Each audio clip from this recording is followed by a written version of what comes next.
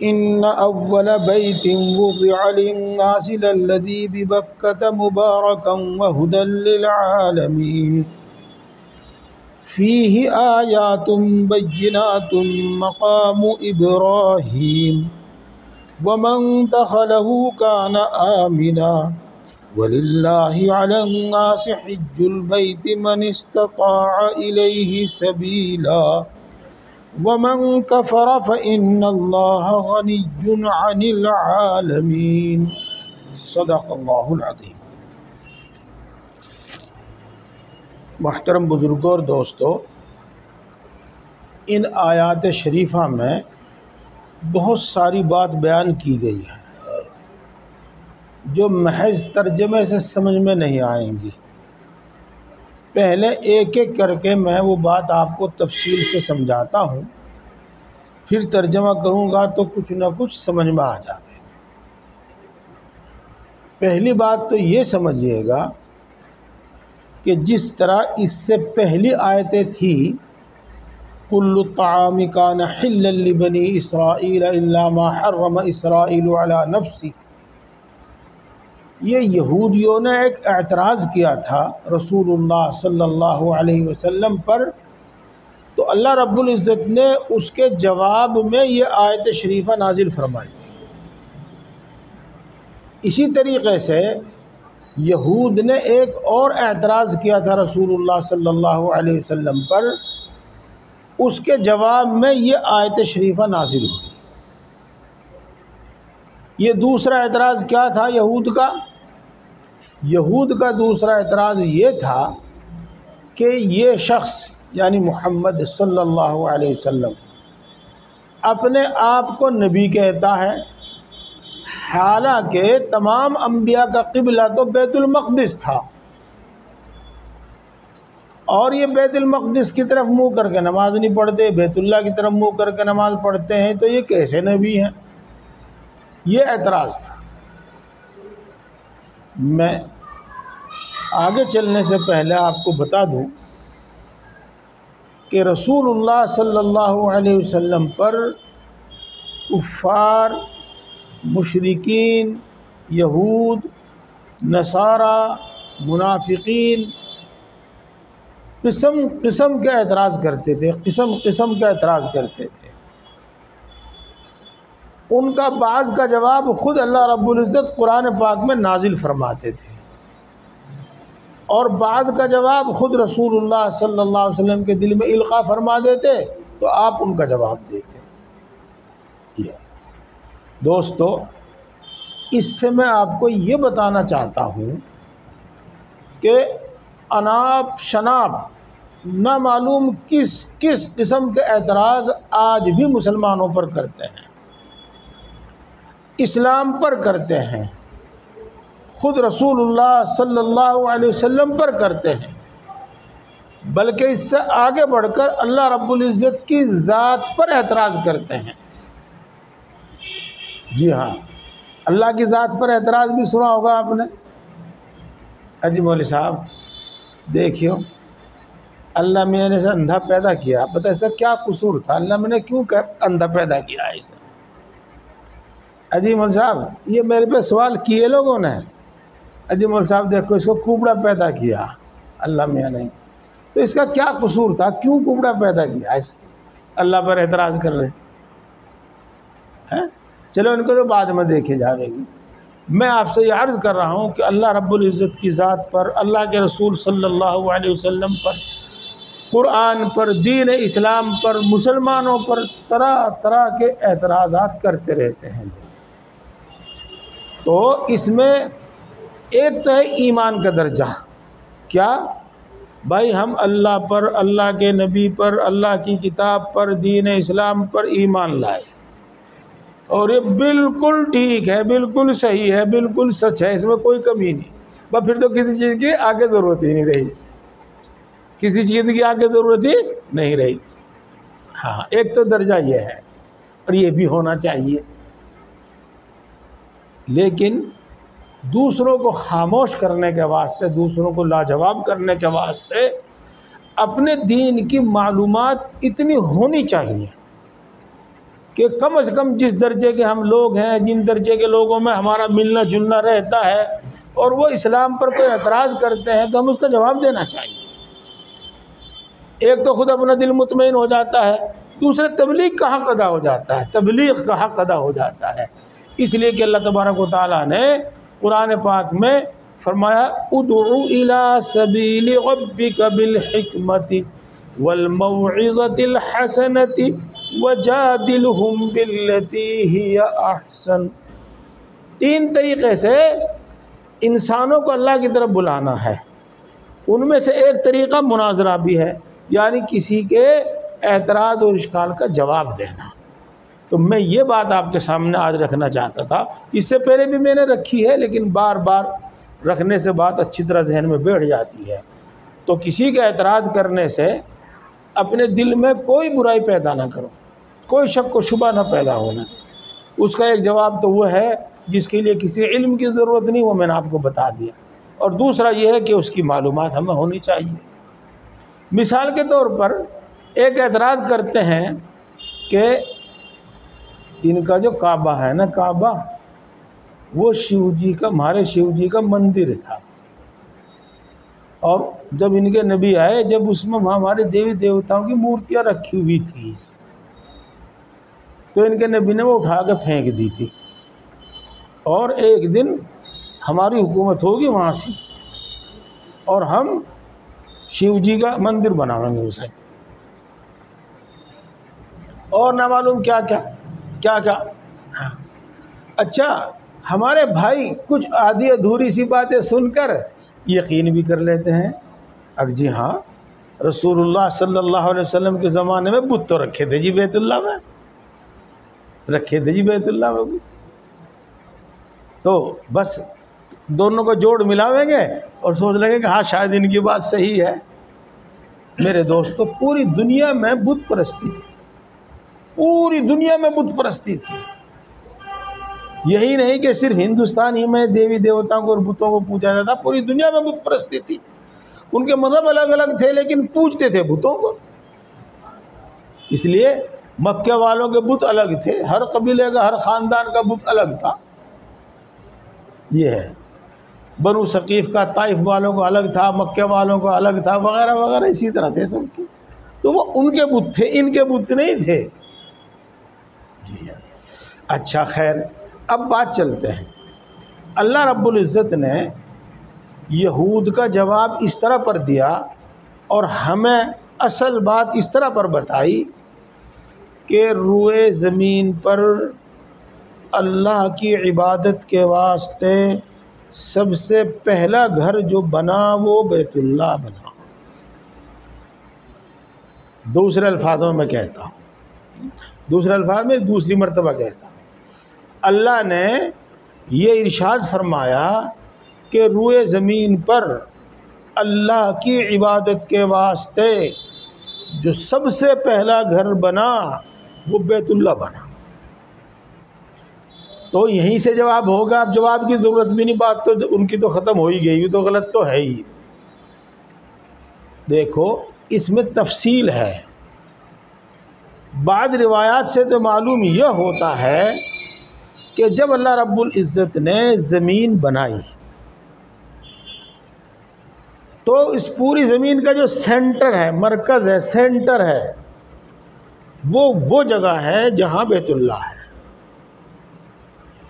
पहले पानी बनाया था, फिर अल्लाह तबारक व तआला ने उस पर अपनी तवज्जो डाली, अपना हुक्म नाफिज किया, तो वहाँ से एक बुलबुला उठा और वो बुलबुला फैलता फैलता फैलता फैलता ये ज़मीन बन गई। तो ज़मीन का सेंटर और ज़मीन का मरकज़ी मकाम वो बैतुल्लाह है। और आज भी सब दलीलें इसकी गवाह मौजूद हैं, गवाह इस पर दलील देने वाले मौजूद हैं। ये है। तो इसी मरकज़ी नुक्ते को जहाँ अल्लाह ताला ने तवज्जो डाली थी और ये ज़मीन का सेंटर था, इसी को अल्लाह तबारक व तआला ने अपना घर बनाने के लिए मुकर्रर फरमाया। और बाद रिवायतों से मालूम होता है कि जब अल्लाह ने ज़मीन पैदा की, जब ही फरिश्तों को हुक्म दिया कि जाओ वहाँ पर एक घर बनाओ, तो जब ज़मीन पैदा हुई, जब से ही वहाँ पर अल्लाह का एक घर है जिसको बैतुल्लाह कहते हैं और हम लोग उसको खाना काबा कहते हैं। ये जितने भी हज़ार साल गुजरे, जितना भी ज़माना गुजरा, चूँकि इंसान से पहले इस रुए ज़मीन पर जिन्नात आबाद थे, तो उसी वक्त से हमेशा से जब से ज़मीन बनी, जब से ये बैतुल्लाह बना हुआ है। और अल्फाज में, कुरान पाक की आयत के अल्फाज में इसकी गुंजाइश मौजूद है। लेकिन आप जानते हैं कि दुनिया की कोई भी चीज़ हो वो फ़ानी है, तो इसकी इमारत, इसके पत्थर, दरो दीवार इसकी गिर गई। यहाँ पर दरमियान में मैं रोक के एक बात बता दूँ आपको और आपकी तवज्जो चाहूँगा। अल्लाह की जितनी मखलूक और अल्लाह का जितना मुल्क हमारी निगाहों के सामने है ना, ये दुनिया, इससे कई गुना, हज़ारों गुना मुल्क अल्लाह का ऊपर है आसमानों में, हज़ारों गुना ज़्यादा। जी हाँ, अल्लाह का जो अर्श है वो बिल्कुल ठीक बैतुल्लाह के सामने, बैतुल्लाह के ऊपर है, बैतुल्लाह के ऊपर है। और ये जो बैतुल्लाह है, काबा, किबला, जो भी बैतुल्लाह जो कहो, सिर्फ उन घरों, उन पत्थरों का और उन इमारतों को बैतुल्लाह नहीं कहा जाता, वो तो महज एक निशानी के वास्ते हैं। वरना बैतुल्लाह तो तातुस्सरा से लेकर, यानी ज़मीन के बिल्कुल नीचे से लेकर और अर्श तक है, अर्श तक है। यही वजह है कि अगर कोई शख्स मिसाल के तौर पर मक्का मुकर्रमा में इतनी बुलंद ऊंची बिल्डिंग पर जाकर नमाज पढ़े कि बैतुल्लाह नीचे रह जावे, बैतुल्लाह उसकी निगाहों के सामने ना हो, तो नमाज हो जाएगी, है ना? समझ में आ गई बात? वह बैतुल्लाह तो नीचे रह गया, वो तो 10 मंजिली 15 मंजिली इमारत है वहाँ ऊंची, वहाँ तो बैतुल्लाह सामने नहीं होगा, उसके नीचे रह जाएगा बैतुल्लाह तो, लेकिन नमाज हो जाएगी उसकी। इसलिए कि सारी फ़िज़ा, सारा खला, अर्श तक सब वो बैतुल्लाह ही है। और पहले आसमान से लेकर 7वें आसमान तक इसी बैतुल्लाह के ऊपर एक बैतुल मामूर है, बैतुल मामूर, वो फरिश्तों की इबादत के वास्ते है आसमानों में।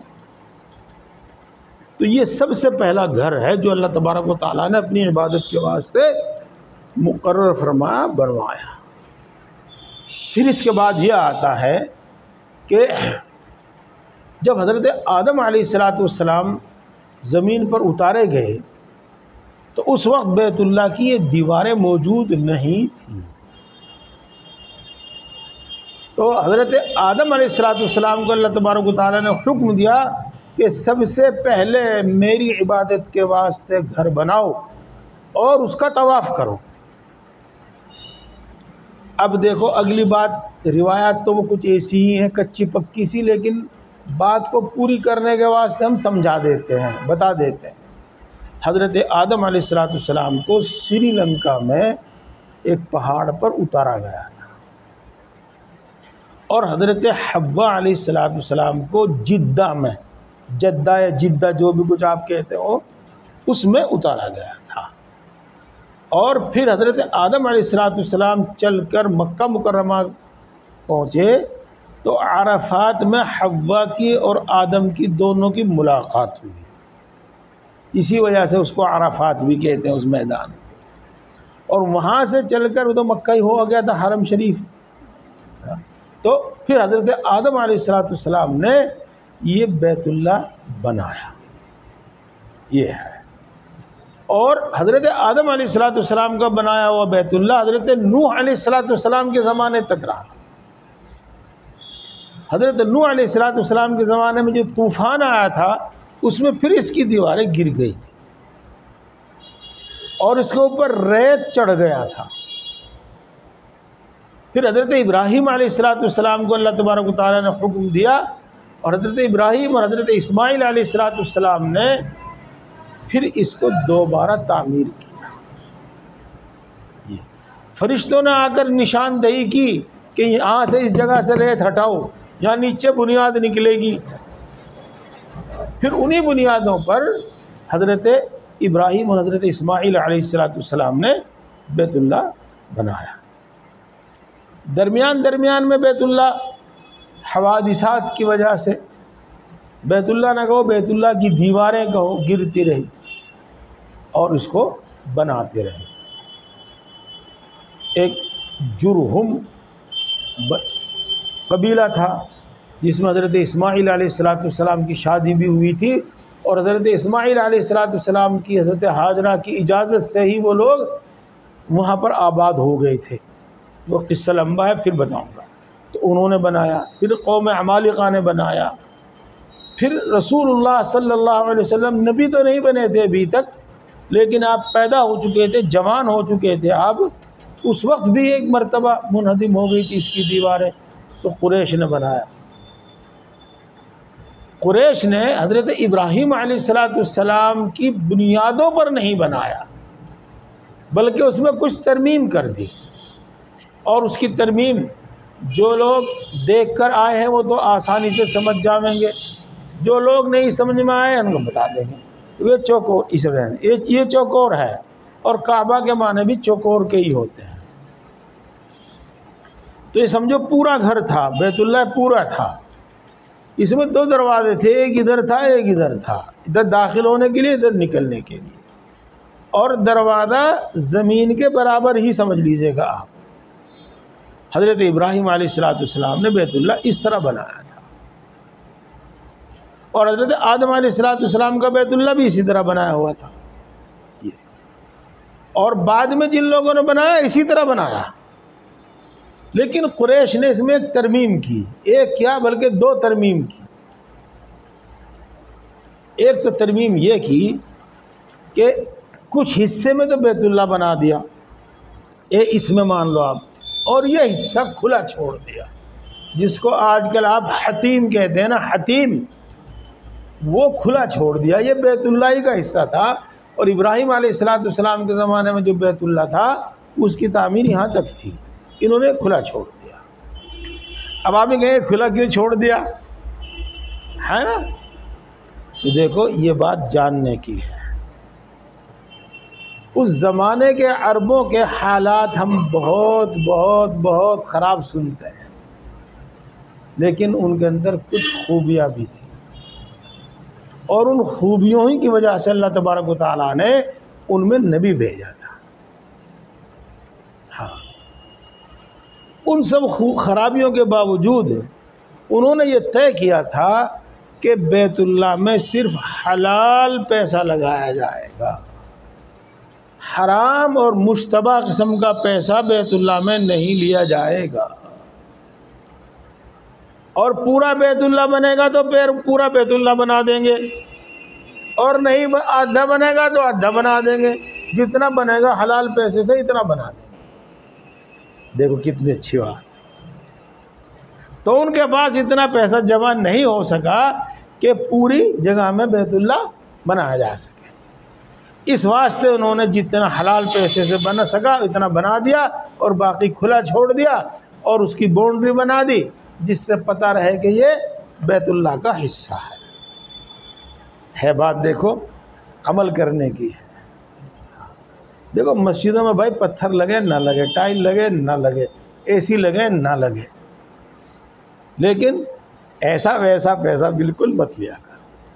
हाँ, ऐसा वैसा पैसा बिल्कुल मत लिया करो। इमारत बने ना बने मस्जिद की, छप्पर डालकर नमाज पढ़ते रहो।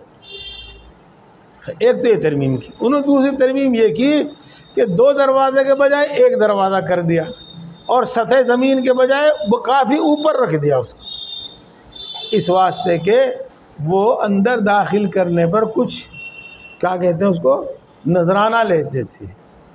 तो नजराना लेकर जिसको चाहते थे अंदर जाने की इजाज़त देते थे, और जिसको नहीं चाहते थे नहीं जाने की इजाज़त देते थे। तो ये तरमीम की थी।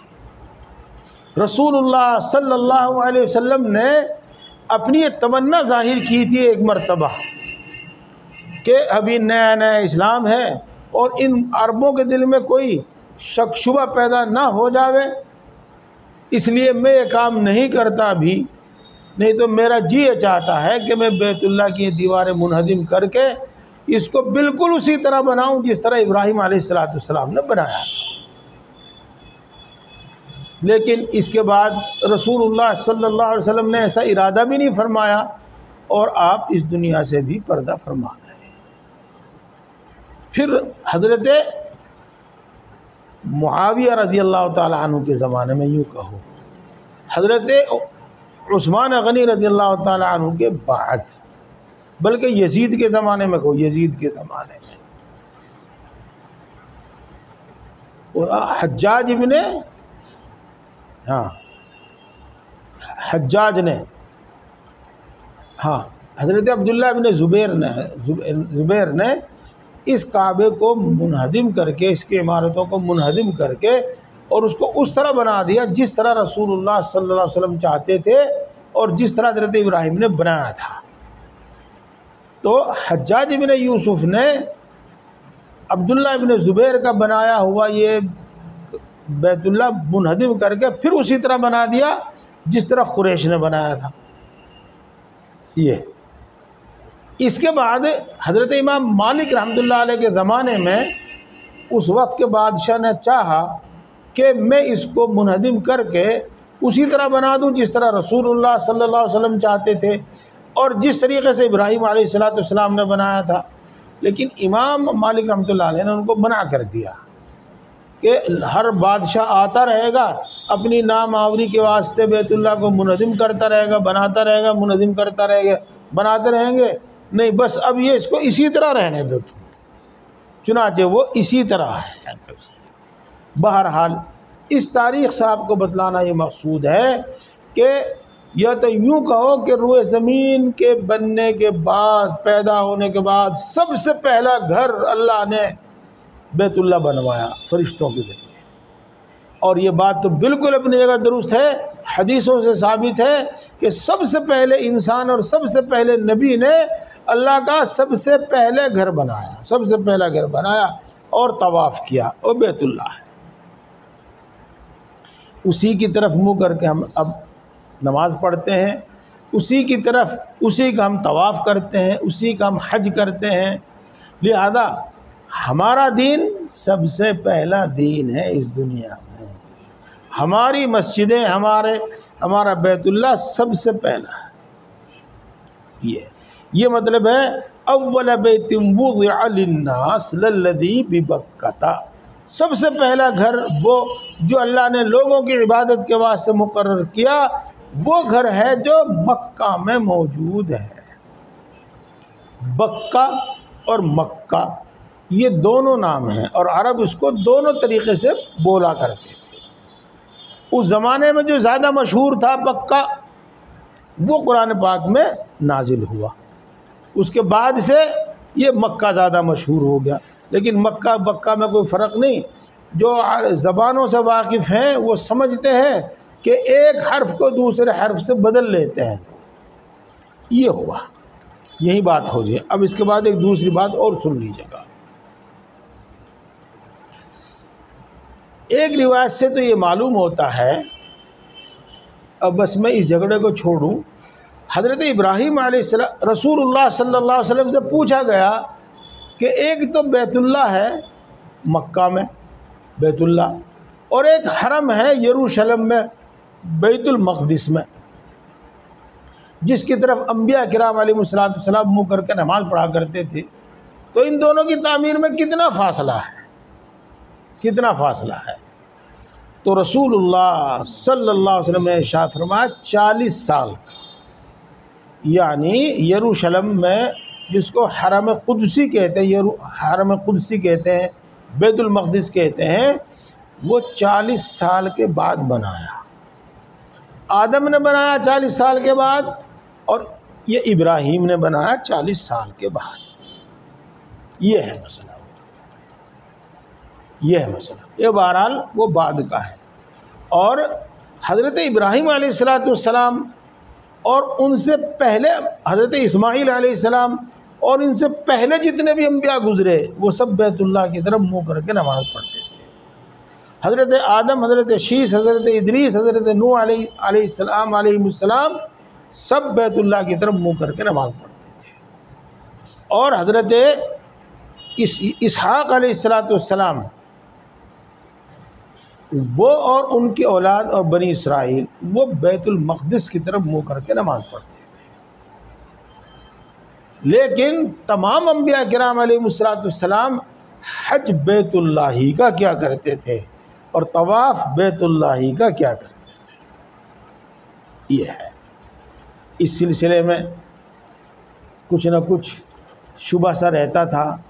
रिवायातें तो मिल गई थी साफ साफ, लेकिन सबसे बड़ा इत्मीनान इस तरह पर हुआ कि बताया जाता है कि हज़रत हारून अलैहिस्सलाम जो हज़रत मूसा अलैहिस्सलाम के बड़े भाई हैं और नबी हैं, हज़रत हारून अलैहिस्सलाम उनकी कब्र उहद पहाड़ के पास है, जहाँ शुहदाए उहद की, जंग उहद की जो कब्रें हैं, गंज शहीदा कहते हैं हम लोग उसको, वहीं पर हज़रत हारून अलैहिस्सलाम की भी कब्र है।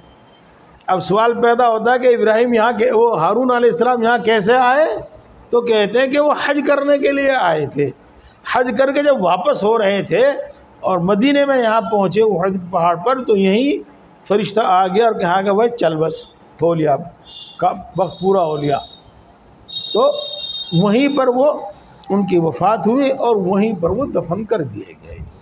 बहरहाल हज तमाम अंबिया किराम अलैहिमुस्सलाम बैतुल्लाही का क्या करते थे। ये अल्लाहु अकबर, अल्लाहु अकबर। अव्वल बैतिन वुज़िअ लिल्लज़ी बिबक्का था, ये होगी बात। मुबारकन, वो बाबरकत है, बैतुल्लाह बाबरकत है। देखो दोस्तों, इंशाअल्लाह समझ जाएंगे आप। सुब्हानल्लज़ी असरा बिअब्दिही लैलन मिनल मस्जिदिल हराम इलल मस्जिदिल अक़सल्लज़ी बारकना हौलहू। उलमा किराम कहाँ कहाँ तक बाल की खाल निकालते हैं। अल्लाह ने कुरान पाक में बैतुल्लाह को तो बज़ात खुद बाबरकत बताया, मुबारकन, कि बैतुल्लाह बज़ात खुद बाबरकत है। और हरम कुदसी जिसको हम कहते हैं, मस्जिद अक़सा के नाम से जिसको हम जानते हैं, उसके इर्द गिर्द के इलाके को बाबरकत बताया, उसके आसपास के इलाके को बाबरकत बताया। और उसके आसपास के इलाके को बाबरकत बताने का मतलब ये है कि यहाँ पर अंबिया किराम अलैहिमुस्सलाम कसरत से हुए और अंबिया किराम अलैहिमुस्सलाम की कब्रें कसरत से हैं, और दूसरी वजह भी है। और बैतुल्लाह बज़ात खुद बाबरकत, यूँ नहीं कहा कि उसके इर्द गिर्द बरकत है, नहीं, वो बज़ात खुद बरकत है। बैतुल्लाह में बज़ात खुद बरकत है।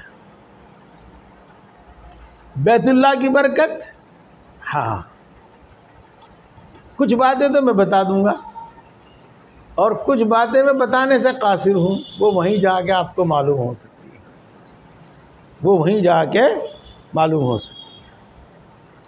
दुनिया के एतबार से बाबरकत, दुनिया के एतबार से कैसे बाबरकत? उधर तो अल्लाह रब्बुल इज़्ज़त ने मक्का और मक्के के चारों तरफ बहुत बड़ा एरिया गैरी ज़ी ज़रइन ऐसा बनाया जिसमें कोई काश्त नहीं होगी, कोई दरख्त पैदा नहीं होगा, गैर ज़ी ज़रइन बनाया ही ऐसा। पहले से ही हज़रत इब्राहिम के ज़माने में भी ऐसा ही था। और उधर ये युजुबा इलैहि समरातु कुल्ली शै, ऐसा निज़ाम अल्लाह तबारक व तआला बना कि दुनिया भर के फल और दुनिया भर के अनाज और गल्ले वहाँ पर मैसर होते हैं, हमेशा मैसर होते हैं। और दुनिया भर के फल और अनाज और गल्ला ही नहीं, बल्कि दुनिया भर की फैक्ट्रियों की मसनूआत सबसे ज़्यादा वहीं मिलती हैं। एक तो बाबरकत इस तरह से बनाया उसको, बाबरकत ये। और वहाँ पर हर चीज़ बकसरत मिलती है, हर चीज़ बकसरत मिलती है, जाने वाले जानते हैं, देखते हैं। हम तो उस हज के ज़माने में तो अभी नहीं जाना हुआ, हाँ, इतना सुनते हैं, कुछ पढ़ते हैं, कुछ सुनते हैं कि कितने लाख हाजी जाते हैं, 50 लाख कम बेश जो भी जितने भी जाते हैं, बहरहाल किसी पर दम वाजिब हो जाता है, कोई अपनी फ़र्ज़ कुर्बानी भी वहीं करता है, और जो हज क़िरान करते हैं, हज तमत्तु करते हैं, वो हज का भी एक जानवर कुर्बान करते हैं। तफसील कभी फिर आवेगी, आज नहीं। तो एक हाजी कई कई जानवर कुर्बान तो करता ही है, एक तो करता ही है, कई कई भी करता है। लेकिन यूँ बताते हैं कि जब हज के दिन ख़त्म हो जाते हैं और वो लोग अपने ऊँट, बकरियां और गाय वगैरह लेकर वापस जाते हैं, तो ऐसा महसूस होता है जैसा कि इसमें से कुछ बिका ही ना हो। इतनी तादाद में वो वापस लेकर जाते हैं जैसा कि इसमें से कुछ बिका ही ना हो। यानी इस कसरत से जानवरों की वहाँ कुर्बानी होती है, इसके बावजूद कभी कोई कमी जानवरों की कभी नहीं पड़ती वहाँ पर कि भाई जानवर कम है इसलिए महंगा मिल रहा है, ऐसा कुछ नहीं होता कभी वहाँ। और खाने पीने की चीज़ें और साहब दूसरी दुनिया भर की चीज़ें वहाँ आपने अपनी आंखों से देखी होंगी कि हर चीज़ के अंबार लगे होंगे, और ऐसी ऐसी बातें सुनने में आती हैं, ऐसी ऐसी बातें सुनने में आती हैं जिनको हम तसव्वुर भी नहीं कर सकते।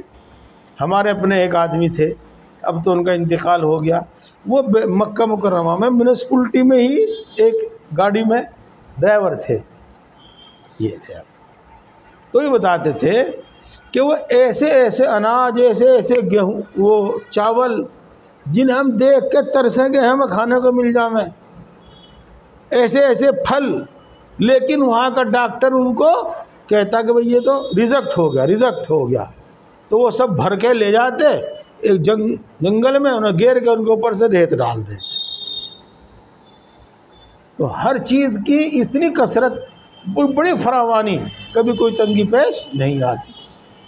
हालांकि मक्का मुकर्रमा में पानी की कमी, पानी वहाँ था ही नहीं, पानी की कमी, लेकिन अल्लाह तबारक व तआला ने ऐसा इंतज़ाम फरमाया था, ऐसा इंतज़ाम फरमाया था हमेशा से ही कि कुरैश जो थे ना, कुरैश, वो अपनी सारी सरगर्मियाँ ठप करके ख़ास तौर से हाजियों के लिए पानी का इतना फरावानी के साथ इंतज़ाम करते, इतना फरावानी का इंतज़ाम करते कि कितने हाजी आ जाओ उनको किसी किस्म की पानी की पहले ज़माने में भी दिक्कत नहीं होती थी, पहले ज़माने में भी दिक्कत नहीं होती थी, अब तो खैर है ही नहीं।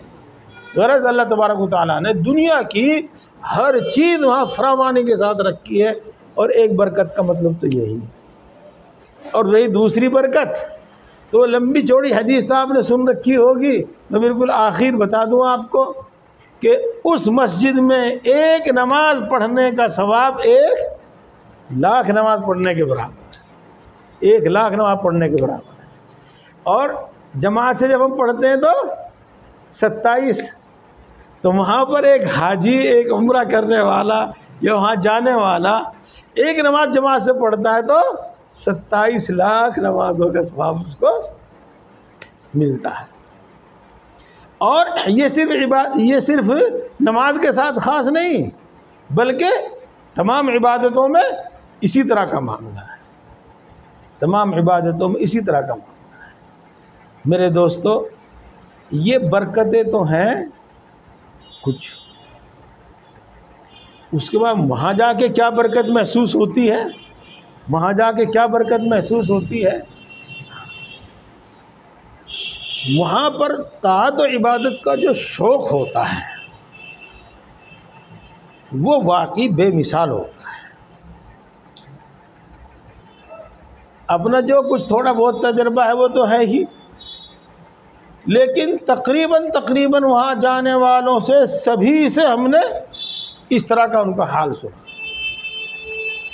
हमारी एक बहन गई थी हज करने के वास्ते, हाँ, यूँ कह रही थी वो कि जब पता चला कि दोनों के हज में इतने खर्च होंगे तो मुझे दुख सा हुआ कि बहुत पैसे खर्च हो जाएंगे दोनों के उसमें। तो कि जब मैं वहाँ पहुँची और वहाँ मैंने देखा हाल अपना, तो मैं यूँ कहा करती थी अपने बेटों को, अल्लाह तुम्हें जन्नत नसीब करे, तुमने हमें कितनी बड़ी दौलत दिलवा दी।